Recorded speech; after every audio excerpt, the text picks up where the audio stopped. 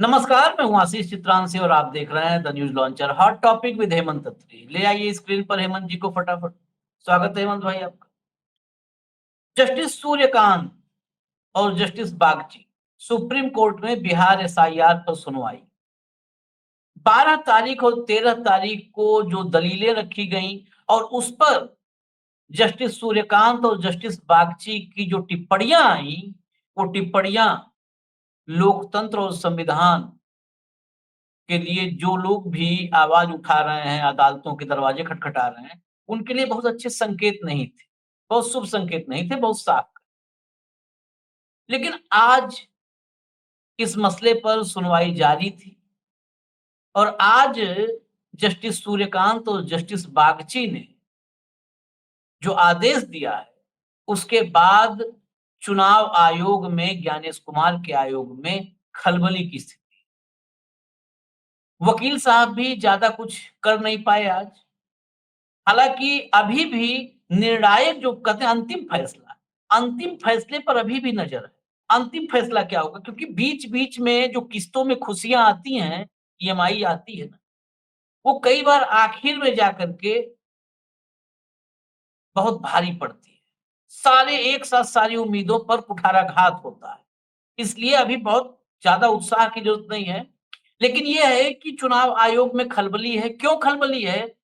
क्योंकि आपको याद होगा सुप्रीम कोर्ट ने चुनाव आयोग से कहा था कि जो 65 लाख मतदाता जिनको आपने आउट कर दिया है पलायन की वजह बता के, उन अब वो नहीं दुनिया में रहे, मर चुके हैं, ये वजह बता के, अलग-अलग वजह बता करके जो आपने आउट किया है, उन 65 लाख लोगों की आप सूची जारी करें। एडीआर की डिमांड पर ये सुप्रीम कोर्ट ने आयोग से कहा। आयोग ने आखिरी दिन जो थी 9 अगस्त आखिरी दिन थी कि आप दे दीजिए एडीआर। 9 तारीख को अंतिम समय में सुप्रीम कोर्ट ने हलफनामा एक दाखिल किया और उस हलफनामे में कहा कि हम ये 65 लाख लोगों की सूची देने के लिए बाध्य नहीं हैं। यानी उस 65 लाख में वो 65 लाख मतदाता, वो तोता है, तोते की गर्दन, वहीं पर जान अटकी हुई थी। तभी तो अंतिम समय तक टाइम बाय किया, उसके बाद भाग गए पीछे उल्टा। आज 14 तारीख को पकड़ लिया सूर्यकांत जी ने। इसके लिए बहुत-बहुत धन्यवाद, आभारी हैं हम लोग, पूरा देश आभारी रहेगा। आज पकड़ा और कहा 65 लाख का पूरा डिटेल दो, सार्वजनिक करो। यहां तक बात आई कि जो होता है ना कि सर्च करने वाला सर्च मोड, जिसको डिजिटल कॉपी सामान्य तौर पे कहते हैं, जहां पर आप सर्च कर ले, 1 मिनट में डालें हेमंत अत्री, दन से आ जाए हेमंत अत्री रोहतक में है, कहाँ-कहाँ है, सब आ जाए।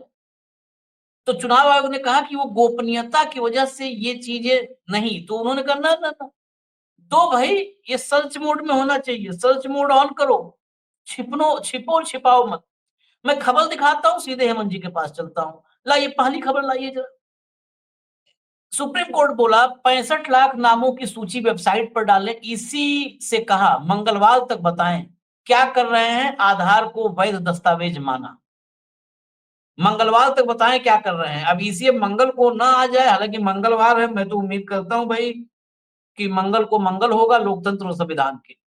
इसी 3 दिन में बताए पारदर्शिता के लिए क्या कर रहे हैं। इस दौरान जस्टिस बागची ने सवाल उठाया, जब सभी नाम बोर्ड पर चिपकाए जा सकते हैं तो वेबसाइट पर क्यों नहीं डाले जा सकते।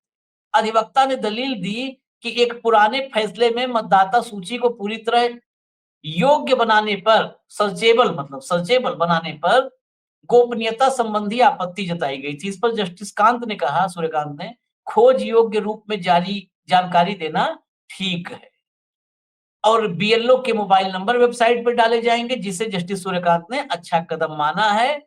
और वृंदा ग्रोवर ने कहा कि सूची मशीन रीडेबल होनी चाहिए क्योंकि पहले एक घोटाला सामने आ चुका है। जस्टिस गोपाल शंकर नारायण ने बताया कि सूची का फॉर्मेट बदल दिया गया है। इस पर जस्टिस सूर्यकांत ने दोहराया, यह खोज योग्य होना चाहिए। ये बात 2 बार आई, खोज योग्य होना चाहिए। यही तो सबसे बड़ा बवाल है। ये अंतर क्या है कि पहले जब हम लोग पढ़ते थे तो रिजल्ट चिपकाया जाता था दीवार पे। तो एक के कंधे पे एक चढ़ करके पढ़ता था ऊपर से नीचे तक।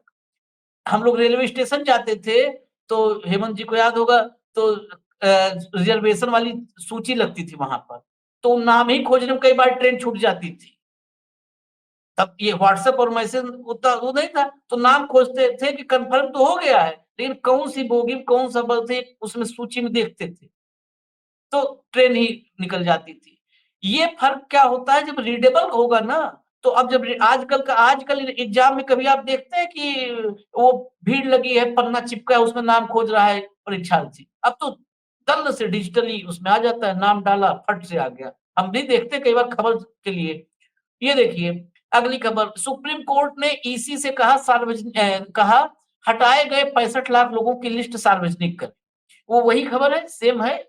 उसमें ये जो रीडेबल वाली बात है, वो पहले वाले में एक्स्ट्रा थी। अब यही जानकारी आप बगल में जो चल रही है, ये बगल में है। हम अभी अगली खबर अगले पार्ट में जिस पर आएँगे, हम पहले इस पार्ट पे चर्चा करेंगे। अगला पार्ट है कि आज सूर्यकांत ने एक बात और कह दी है, जिससे हम करीब-करीब निराश हो चुके थे, कि एसआईआर अभी भी रद्द होने की गुंजाइश है। उन्होंने कहा है कि डॉट अगर ऐसा हुआ तो एसआईआर रद्द कर दूंगा। अब देखते हैं वो डॉट क्या है, मतलब क्या-क्या टर्म कंडीशन है रद्द होने के लिए, क्या-क्या चाहिए उनको, अभी समझेंगे, लेकिन पहले पार्ट पे, ये पहला पार्ट बहुत जरूरी है। हेमंत भाई, हाँ तो सबके लिए कर लिया। सबसे बड़ा क्या-क्या नहीं देना चाहता था चुनाव आयोग? रीडेबल कॉपी, यही तो सबसे बड़ा मुसीबत था। 65 लाख लोगों का नाम, ये देने नहीं चाहता था। यही आज आ गया मामला कि अब ये 2-3 दिन के अंदर। क्या तीसरे दिन फिर भागेगा कोई रास्ता अपना करके, कोई नई दलील लेकर के आएगा? मुझे तो लगता है पता नहीं। हुँ?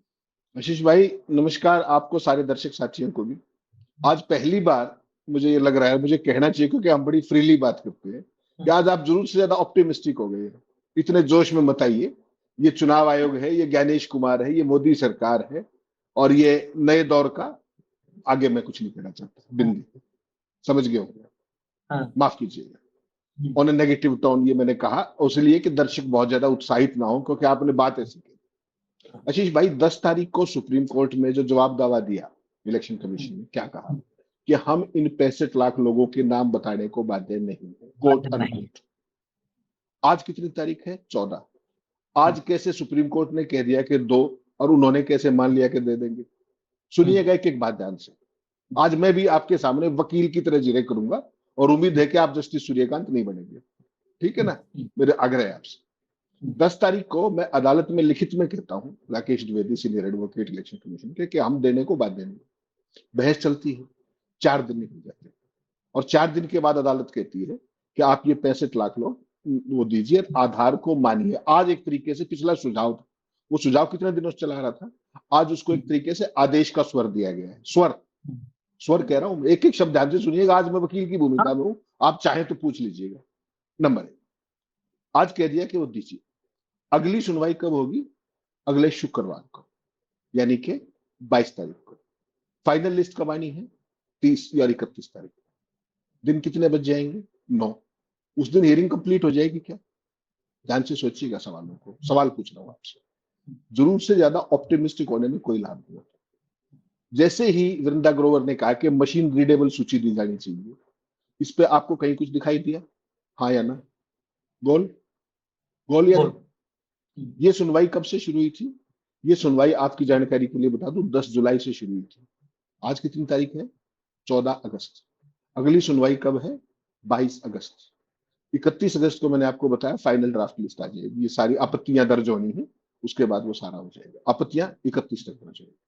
और ये है जो मेरा व्यक्तिगत मानना है, with all due regards to the higher judiciary, justice Suryakant and the supreme court. मेरा व्यक्तिगत मानना है, मैं आई वुड प्रे, कई बार हम प्रार्थना भी करते हैं खुद के लिए कि मैं गलत साबित हूं। हाँ, मेरी कि हम गलत आशंका, हैं। मेरी आशंका गलत साबित हो। मेरा व्यक्तिगत तौर पर ये मानना है कि चुनाव आयोग लगातार इस प्रयास में है कि किसी तरीके से ये मामला लटक जाए। एक बार 30 सितंबर तक चला जाएगी, 30 सितंबर तक, ज्यादा नहीं। हुँ, और इतना हुँ, खेलना कोई मुश्किल काम नहीं होता। और इसका कारण बताता हूं, मैं कभी हवाई फायर नहीं किया करता, आशंका ऐसी निर्मूल नहीं है मेरी। जब आज जस्टिस सूर्यकांत ने कहा कि अगले फ्राइडे को we will take it up at 2 PM, तो सुप्रीम जो कोर्ट को कहा राकेश द्विवेदी इलेक्शन कमीशन के सीनियर एडवोकेट ने कि साहब नहीं नहीं, अगला फ्राइडे नहीं, उससे अगला फ्राइडे रखिए, राइट, डिले। क्यों? तब तक 29 आ जाती, 29 अगस्त, 31 अगस्त तक ये अपील दलील सारी जो भी होना है, समझिएगा एक एक चीज को। तो आगे खेल क्या है? 30 सितंबर को फाइनल वोटर लिस्ट पब्लिश हो जानी है, दिस वे और दैट वे, जो भी कुछ होगा, ठीक। और तब तक पूरी पूरी उम्मीद यह है कि चुनाव कार्यक्रम की घोषणा कर दी जाएगी। यहां बहुत महत्वपूर्ण कह रहा हूं, बेहद ध्यान से सुनिए। एक इस देश के अंदर स्टैट्यूटरी प्रोविजन है कि एक बार कोई भी चुनाव का प्रोसेस अगर शुरू हो गया, इनिशिएट हो गया, नोटिफाई हो गया, फिर अदालत इंटरफेयर नहीं करती। समझ रहे हैं बात को? अगर ये चुनाव आयोग, अगर ये चुनाव आयोग इस मामले, एक मिनट मुझे एक सेंटेंस पूरा कर दीजिएगा। अगर ये चुनाव आयोग आशीष भाई इस मामले को थोड़ा सा आगे और ले गए, और चुनाव का कार्यक्रम किसने घोषित करना? आशीष चितलांशी तो करना नहीं, ना सूर्यकांत ने करना, ना बागची ने करना, ना मैंने करना, किसने करना है? गणेश कुमार ने करना है। अगर उन्होंने चुनाव कार्यक्रम घोषित कर दिया in between, where do you go and where this all this exercise go? बता दीजिए मुझे जवाब। सेटल्ड लॉ है कि एक बार अगर प्रोसेस रोलिंग हो गया इलेक्शन का, तो उसके अंदर फिर कोई हस्तक्षेप नहीं होता है। क्या हम उस दिशा में जा रहे हैं? इसको सोचिएगा। मैं इसी में सिर्फ एक सप्लीमेंट्री ऐड करने के लिए आपको रोक रहा था।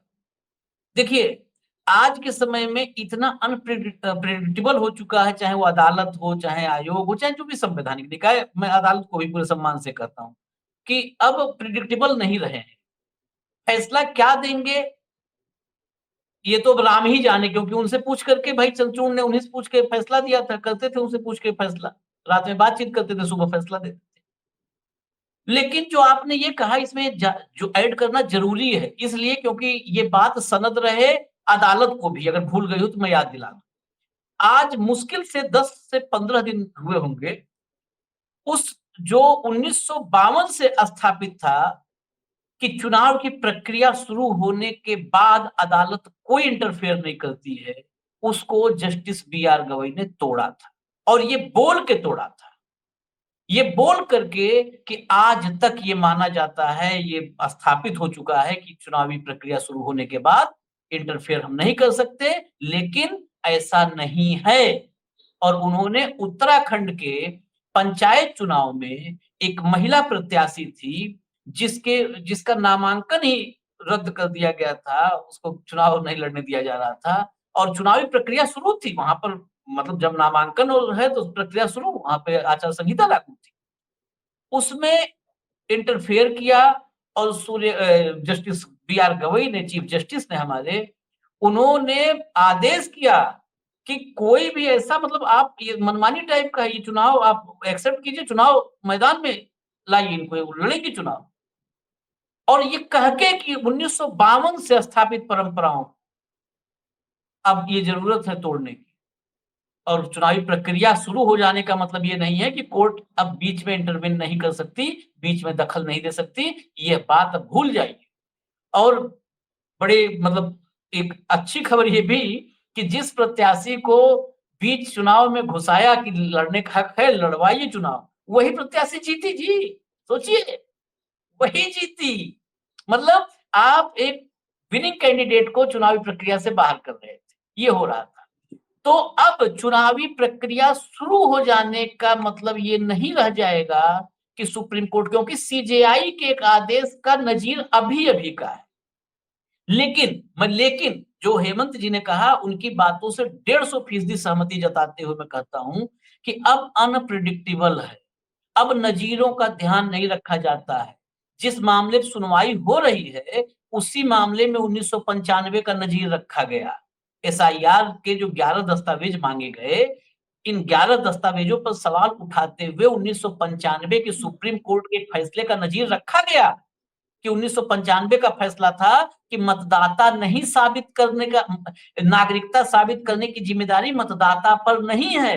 ये सुप्रीम कोर्ट का 1995 का फैसला है। तो अगर नजीरों पर काम होता तो अब तक जस्टिस बागची और सूर्यकांत एक लाइन में कह देते कि 1995 का फैसला है कि ये नागरिकता साबित करने की जिम्मेदारी मतदाता की नहीं है। मैंने दोनों बात बता दी कि अब ये दोनों इसलिए बताया ताकि सुप्रीम कोर्ट भी सन्नाटे में निकलने चक्कर में न रहे।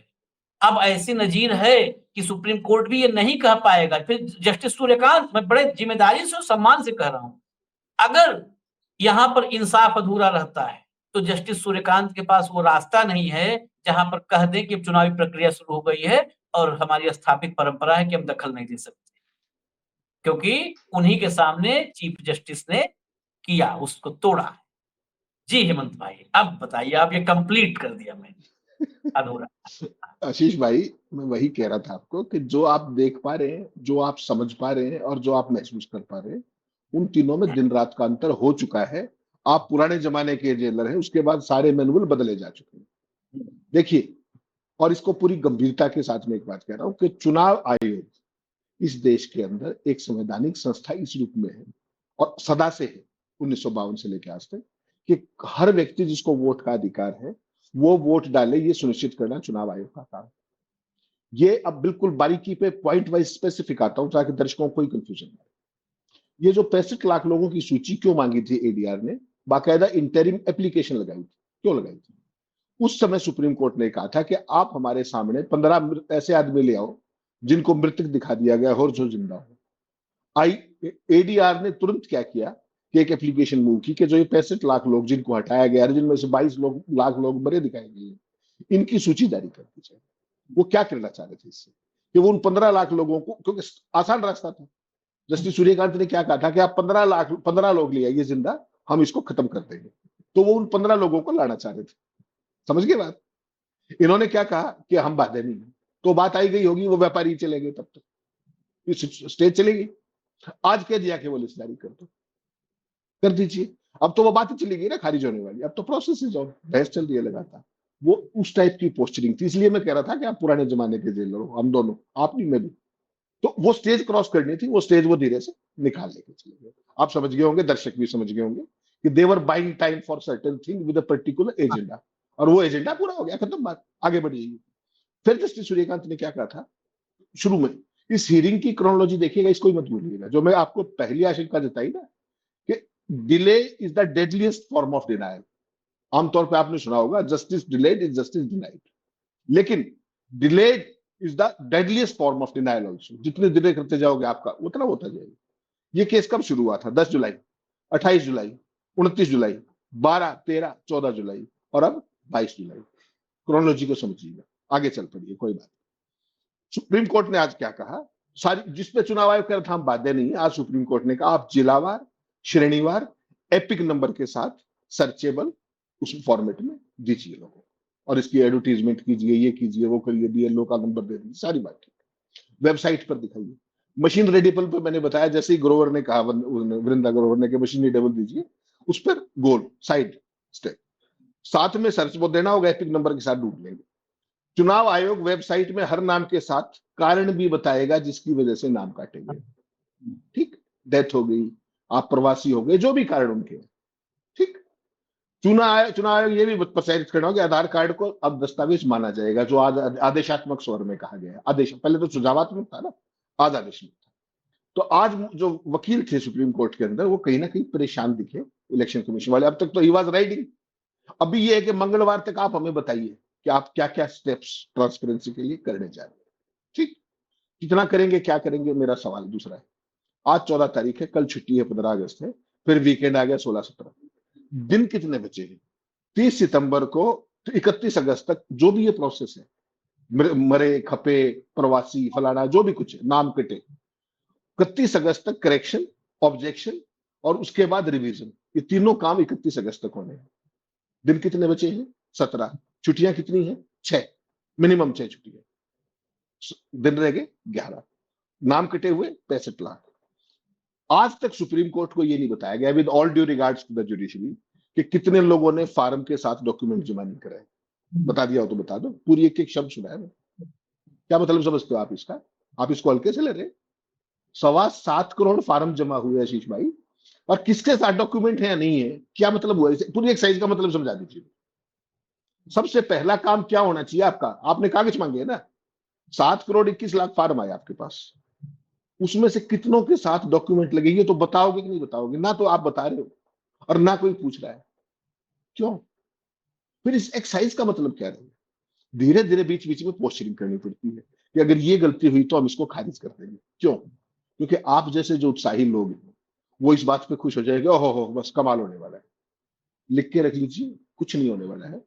ये इस तरह के बैलेंसिंग एक्ट चलते रहेंगे और होगा वही जो आपका एक प्रसिद्ध जो डायलॉग आप बहुत बार बार बोलते हो ना, खुटवार, वो मेरे को नहीं बोलना आता उस भाषा में, खुटवा वही रहेगा।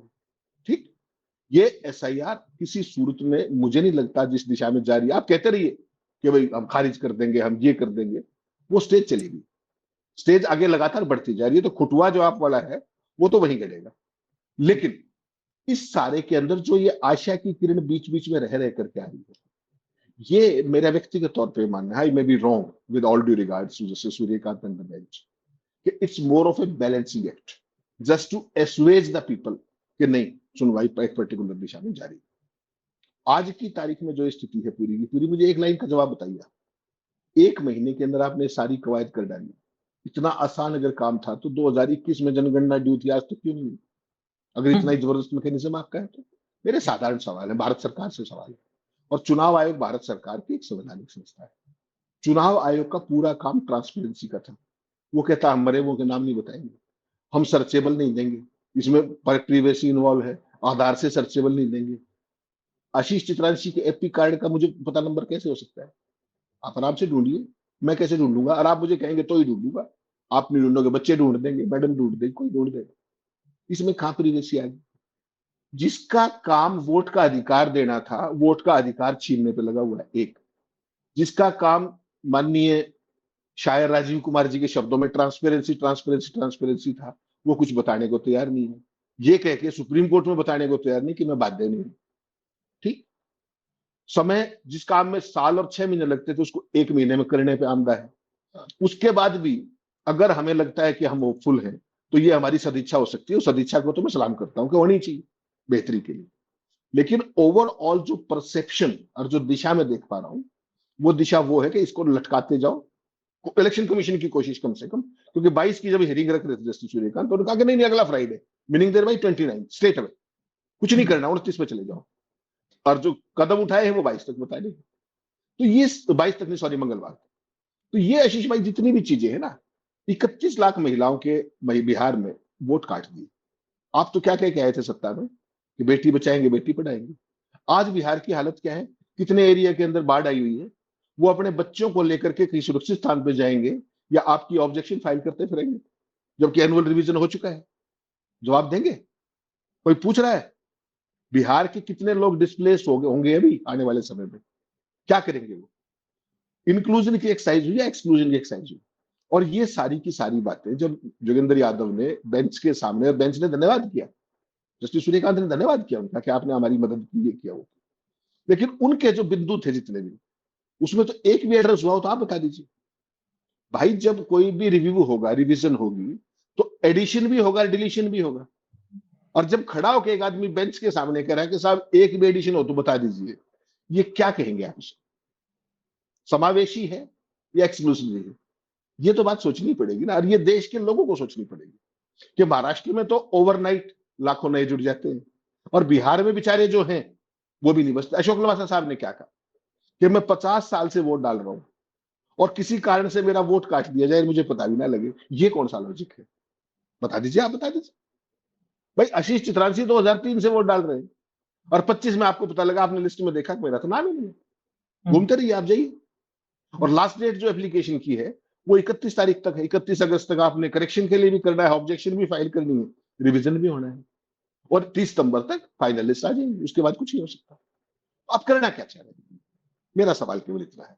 और माननीय अदालत के लिए तो ये सबसे आसान था इस मामले में, एक लाइन का आदेश पास करना था कि ये एक्साइज सारी की सारी 6 महीने इसमें कम से कम चाहिए, जो पुराना जब भी हुई है intensive revision.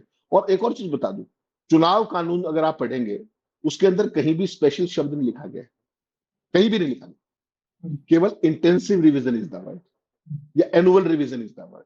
What do you mean by special?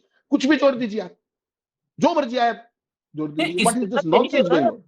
Special यही है, स्पेशल सही लिखा। कि इंटेंसिव रिवीजन जैसा होता था वैसा ही कहाँ है, स्पेशल है ना।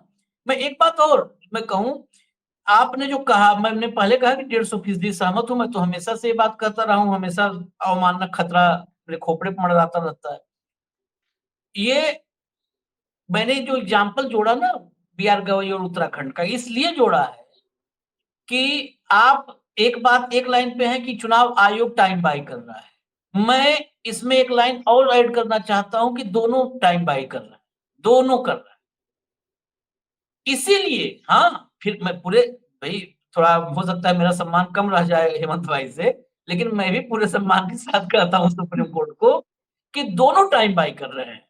और अब ये एग्जाम्पल बताने का मतलब था कि ऐसा ना हो कि जब ये बात हो कि आखिर में ये आदेश आए कि अब चुनाव की प्रक्रिया शुरू हो चुकी है, अब हम कुछ नहीं कर सकते। तो मैं आज से ही ये बता दे रहा हूँ कि सब कुछ कर सकते हैं। अगर इंसाफ अधूरा रहता है तो आप ज्ञानेश कुमार प्लस, फिर प्लस और 2-3 नाम उसमें जोड़ लेना, वो सब जिम्मेदार हो, कोई एक जिम्मेदार नहीं। दूसरी बात, जो कह रहे हैं माननीय जस्टिस हमारे कि अगर सबूत आ गए तो हम रद्द कर देंगे। अब सबूत कैसे आएंगे? शीर्षासन करते थोड़ो आएंगे, सबूत शीर्षासन करते तो आएंगे नहीं। 15 कहा था ना, कि 15 ऐसे लोगों को खड़ा कर दो आप जो जिंदा हो और मृत घोषित हो गए हों मतदाता सूची में। उतना तो राहुल गांधी घर पे बैठ के चाय पी रहे थे मुर्दे। अब उसके बाद कहाँ रद्द हुआ भाई? नहीं हुआ ना। सवाल तो होगा भाई, ऐसा नहीं है। मैं फिर रिपीट कर दूं, या अवमानना वगैरह की वजह से जायज सवाल करना बंद नहीं कर देंगे हम। मैं तो कतई नहीं करूंगा। जायज सवालात कॉन्स्टिट्यूशन से ऊपर कोई नहीं है, न कोई अदालत है कॉन्स्टिट्यूशन से ऊपर, न कोई कॉन्स्टिट्यूशनल बॉडी है, क्योंकि सबको शक्तियां कॉन्स्टिट्यूशन से मिलती है और कॉन्स्टिट्यूशन को शक्ति 143 करोड़ भारतीयों से मिलती है। तो अल्टीमेटली फिर बना लीजिए गोला, सर्वोच्च शक्ति इस देश की जनता के, सर्वोच्च और अंतिम शक्ति इस देश की जनता के हाथ में है और मैं वो जनता हूं। तो मैं जस्टिस सूर्यकांत से भी सवाल पूछने का हकदार हूं, क्योंकि अंतिम शक्ति में नागरिक हूं, मेरे पास। ये तीसरे नंबर पे आते हैं, हमसे संविधान में शक्ति जाती है और संविधान से इनके पास आती है, ये तीसरे नंबर पे है। तो सवाल होगा, आप किसी भी स्थिति में आप बताइए, बहुत लॉजिकल सब बातें मैं रिपीट नहीं करना है, क्योंकि सीक्वेंस में बता दिया था हेमंत जी ने कि ऐसे ऐसे हुआ, क्यों अब तक नहीं आया। आज फिर मांगने लगे। 22 तारीख आपने 22 अगस्त की तारीख दी है, शायद 21 अगस्त आखिरी दिन है रिवीजन वगैरह डालने के लिए, शायद 31 अगस्त, 31 31 अगस्त, हाँ। अगस्त। तो 22 कितने दिन बचे? 22 के बाद 8 या 9 दिन नौ। बचे, अगर दिन जोड़ेंगे तो 9 दिन बचे, 9 दिन बचे।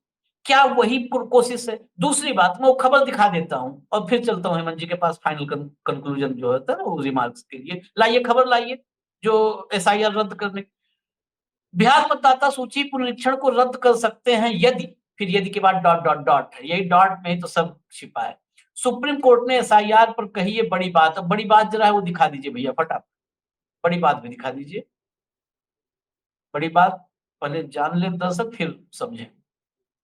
एसआईआर से जुड़े मसले पर सुप्रीम कोर्ट में आज अहम सुनवाई हुई। इस दौरान बड़ी टिप्पणी करते हुए सुप्रीम कोर्ट ने कहा कि यदि प्रक्रिया में गड़बड़ी सिद्ध हो जाती है तो चुनाव आयोग द्वारा बिहार मतदाता सूची के विशेष गहन पुनरीक्षण के परिणामों को रद्द किया जा सकता है। साथ ही जस्टिस सूर्यकांत ने कहा कि आधार को निर्णायक सबूत के तौर पर स्वीकार नहीं किया जा सकता है। सुप्रीम कोर्ट का कहना सही है, इसे सत्यापित किया जाना चाहिए। चुनाव आयोग का कहना सही है, इसे सत्यापित किया जाना चाहिए। इससे पहले जस्टिस सूर्यकांत और बागची की पीठ के समक्ष याचिकाकर्ताओं के वकील सिब्बल ने कहा कि एसआईआर के दौरान संवैधानिक प्रावधानों को खुलेआम दरकिनार करके बीएलओ और अन्य संबंधित मतदाता निबंधन से जुड़े अधिकारियों ने मनमानी की है। अब ये सुनवाई कल भी जारी रहेगी। चलिए आगे आइए। ये हेमंत भाई, फिर मतलब पूरे दिन 9 दिन चले, हम लोग क्या फिर कहावत सुना देते हैं, हम लोग क्या कहावत है, हम कहावत अक्सर सुनाई देते हैं। 9 दिन चले 2.5 कोस, 9 दिन चले 2.5 कोस, 9 दिन तक चलते रहे लगातार। ये आप ही बात पूरा एक लाइन बताया, 9 दिन तक चले और जब दूरी नापी गई तो 2.5 कोस चले थे। तो मेहनत पूरी किए, चलने में कसर नहीं थी। तो ठीक प्रभु है। आप भी अभी भी आप 34 दिन चल चुके हैं। 10 जुलाई को चलना शुरू हुए थे, आज 14 हाँ, अगस्त है। हाँ, 34 दिन चल चुके हैं और आज हाँ। हालत जहां खड़ी हो गई है उसको ध्यान से सुनिएगा। प्रशांत भूषण जैसा संघर्षकारी वकील, जिसको कह सकते हैं आप, संघर्षशील वकील, उसका एक ट्वीट पढ़ के बताता हूं आपको, ध्यान से सुनिएगा एक एक शब्द। सर्वोच्च न्यायालय को बधाई कि उसने चुनाव आयोग को बिहार की मतदाता सूची से हटाए गए 65 लाख लोगों के नाम अपनी वेबसाइट पर डालकर और अधिक पारदर्शिता बरतने का आदेश दिया है। ये बधाई का विषय है, सोचिएगा। चलिए इस पे टिप्पणी नहीं सुप्रीम करूंगा। नहीं, सुप्रीम कोर्ट पहले आदेश कर चुका था इस बात का, याद होगा आपको, जब ये कहा ना कि एडीआर को मृतकों की लिस्ट दीजिए, कहा था। तब उन्होंने क्या कहा कि हम बाध्य नहीं। तो आज कोर्ट ने दोबारा कहा, तो वो बधाई की बात होगी। मैं आपको ये दिखाना चाह रहा हूं कि हम कहां पहुंच रहे हैं, हमारे एक्सपेक्टेशन के लेवल कहां पहुंच रहे हैं। चुनाव आयोग को यह भी निर्देश दिया गया है कि वह नाम हटाने के कारणों को भी प्रदर्शित करे। क्या अदरवाइज नहीं करना चाहिए था उसको? अगर चुनाव आयोग होता, अगर संवैधानिक संस्था जनता के प्रति जवाबदेह है, तो क्या उसको बताना नहीं चाहिए कि आशीष चित्रांशी जी आपका नाम हट गया, हेमंत अत्री आपका हट गया? नहीं बताया उन्होंने। तो इसके लिए उसे आधार कार्ड स्वीकार करने का भी आदेश दिया गया है, जो वह पहले स्वीकार नहीं कर रहा था। अब आप सोचिए, प्रशांत भूषण जैसा व्यक्ति जो सदा से एक्टिविस्ट एडवोकेट रहा है, वो भी आज यहाँ पर लाकर खड़ा कर दिया। तो वो उत्साहित, तो आपका भी उत्साहित होना गलत नहीं था। आप भी उत्साहित रहिए, नहीं, उत्साह वो तो रहना हमसे ही ज्यादा चाहिए। उत्साहित है हेमंत भाई। मैं कह रहा हूँ कि नहीं, मैं बोलना चाहता था लेकिन बुलवा दोगे।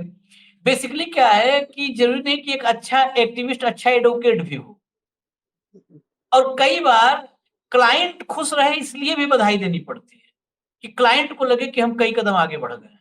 मैं इसीलिए मैं नहीं बोलता क्योंकि लोग हमसे निजी तौर पर नाराज हो जाते हैं कि भाई ये, मैं कई ऐसी टिप्पणियां हैं, कई टिप्पणियां जहां पर लोकतांत्रिक अधिकारों को, लोकतंत्र को, चुनावी प्रक्रिया को ठेस पहुंची, धक्का पहुंचा सुप्रीम कोर्ट के आदेशों से। अगर उन आदेशों को एक एक करके मतलब खोल दीजिए, उसको बारीकी से खोल दीजिए तो। लेकिन इस देश में तमाम ऐसे लोग हैं जिनको हम भी उनके प्रशंसक हैं, हम भी चाहते हैं कि आगे बढ़े, लेकिन उस डिफीट में भी वो जो है एक विजय तलाश करके और जश्न मना लेते हैं। तो हम जश्न नहीं जीवी हैं, तो जश्न आशीष भाई, मनाने में शांति में। सवाल ये है ही नहीं। सवाल मैं कुछ और कह रहा हूँ। जब से ये ऑर्डर आया है दोपहर बाद का, भी शाम को, उसके बाद पूरे सोशल मीडिया में और हर जगह बल्ले बल्ले, ओहो हो, बन की बात, बहुत बड़ी राहत मिल गई, ये हो गया वो हो गया। ये सारी सामान्य प्रक्रिया थी अब तक की, इसमें कुछ भी नया नहीं हो गया। आधार का आदेश पहले था, सूची जारी करने का आदेश पहले था, लेकिन माहौल ऐसा बन गया निराशावादी कि जो कुछ था, मैं केवल आपको दूसरी बात कह रहा हूं, मेरे जो कुछ योगेंद्र यादव ने अदालत के सामने खड़ा होकर कहा था, जितने पॉइंट वाइज, स्लाइड वाइज के लिए, अगर चुनाव आयोग को, सुप्रीम कोर्ट को क्या था कि उनकी बात सुन ली और इसको काउंटर कर दो मिस्टर राकेश द्विवेदी जी, हो जाए फैसला। राकेश द्विवेदी कहीं मेरिट पर कोई बात नहीं कर रहे, लटकाने का खेल है। जो योगेंद्र यादव थे, उन्होंने specifically point wise law points पे, हिस्ट्री पे, ज्योग्राफी पे, प्रेजेंस पे, फ्यूचर पे, सारे पे बात की, डेमोक्रेसी में बात की, और उसके बावजूद तारीख पे तारीख होती जा रही है। इसलिए मैं ये कह रहा हूं कि ये मामला संवेदनशील है। ये देश के लोकतंत्र की दशा और दिशा तय करने वाला है। आइदर वे, इस तरफ हुआ तो भी और उस तरफ हुआ, मतलब देश में डेमोक्रेसी किस दिशा में बढ़ेगी, चुनाव आयोग ने तो तय कर दिया किस तरफ बढ़ेगी, सुप्रीम कोर्ट और कर लेगा। ये चीज बिटवीन द लाइंस एक बात देखने की और समझने की है। इस पे कहीं जश्न, जो वही आपने बहुत अच्छा शब्द कहा कि हम जश्नजीवी हैं, और सोशल मीडिया पर उस पर तमाम लोगों ने जश्न मनाना शुरू कर दिया है। अभी जल्दी है, थोड़ा सा ठंडा करके खाइए, सबको मेरा यही कहना है, वेट एंड बिल्कुल। वॉच। और मैं उस कहावत में भी सुधार कर देता हूँ, सुप्रीम कोर्ट की रफ्तार को देखते हुए, मिल्खा सिंह की रफ्तार से जो दौड़ रहे हैं, तो 9 दिन चले 2.5 कोस एक्चुअल कहावत है। लेकिन आज 9 दिन चले घर ही में खड़े, ये कहावत है कि 9 दिन से चल रहे हैं लेकिन खड़े घर में ही हैं। अभी खेत तक भी नहीं पहुंचे अपने, घर ही में खड़े हैं 9 दिन से चल के। मतलब 9 दिन नहीं, दिन तो जोड़ दिया अभी 10 से और 14, 10 से 14 मतलब 10 जुलाई और 14 अगस्त। कहाँ सोचिएगा, मैं इस बात में हम दोनों एक दूसरे पर टिप्पणी करके, क्योंकि तीसरे पर कर नहीं सकते तो एक दूसरे पे कर लेते हैं कि दर्शक समझ पाए। अब तीसरे पे करेंगे नाराज हो जाएगा। जो शुरुआत से मांग थी कि लाओ 65 लाख का नाम दिखा दो, आधार कार्ड शामिल कर लो, रीडेबल कॉपी दे दो। आज 14 तारीख को वही बातें फिर कही गई और यकीन मानिए 22 को फिर कही जाएगी। तो हमें इजाजत दीजिए, 22 को कही जाएंगी फिर हम आपको बताने आएंगे और मंगल को तो पता ही चल जाएगा। तो हम फिर आएंगे। धन्यवाद आप सभी को, धन्यवाद हेमंत भाई आपको भी। नमस्कार।